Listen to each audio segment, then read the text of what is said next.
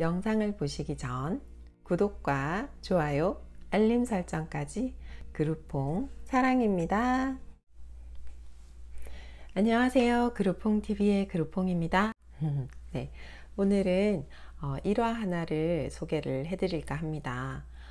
무기여 잘 있거라, 노인과 바다와 같은 명작을 쓴 해밍웨이가 뉴욕의 한 레스토랑에서 지인들과 자리를 갖게 됩니다.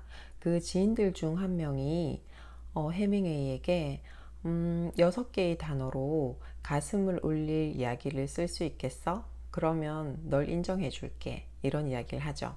그래서 해밍웨이가 잠시 생각을 하다가 냅킨에 6개의 단어를 씁니다. 그 6개의 단어는요, for sale, baby shoes, never worn. 해석을 하면 팝니다. 한 번도 신은 적이 없는 아기 신발.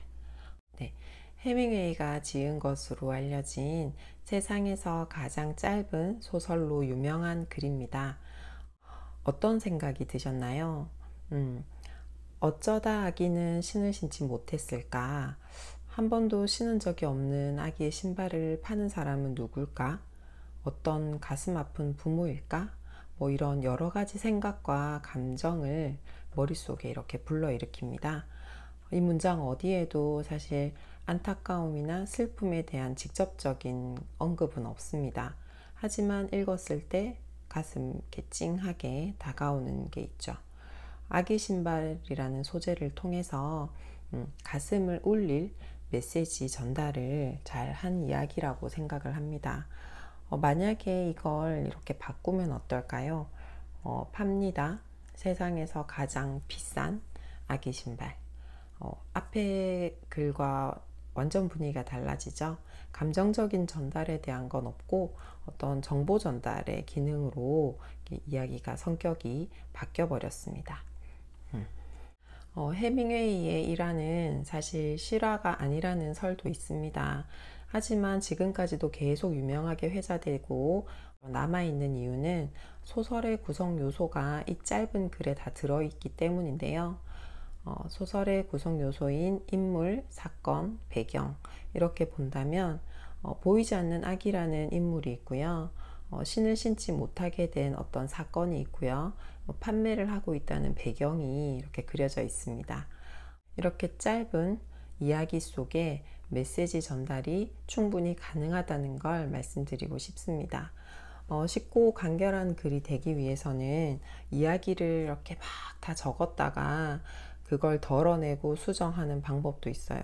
하지만 그런 경우에는 손댈 게 너무 많아서 퇴고를 하다가 지치거나 내버려 두기가 십상입니다. 그래서 시작 단계에서 문장을 짧게 쓰면서 글 전체 이야기도 짧게 쓰는 시도를 해보시는 거죠. 네, 일전에 권해드렸던 자유연상은 이렇게 막 다양하게 해보시고요.